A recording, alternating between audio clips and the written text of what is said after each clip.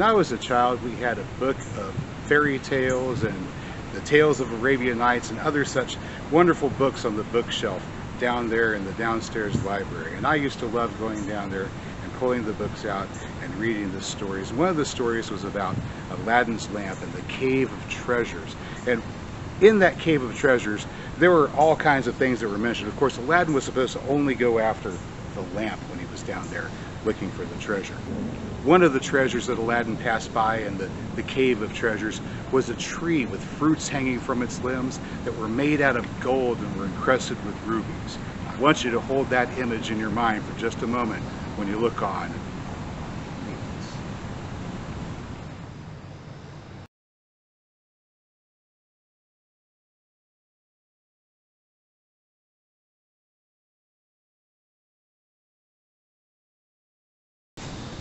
Alright, well, these of course are peaches, and they are quite a treasure.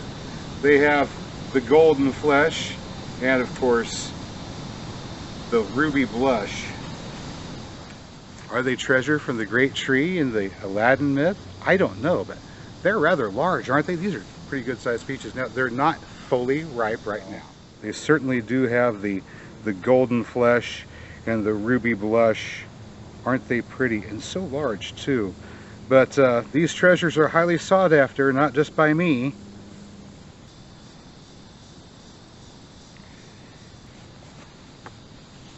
So the local squirrel population has taken interest in our peaches.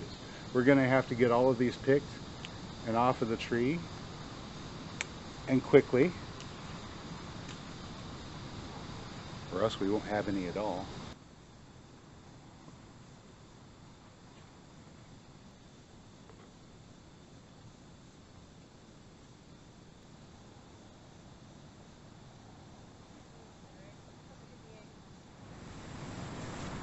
Alright, so we have plenty of them here that are a little underripe. You can see there's still some of the leaves attached to this one.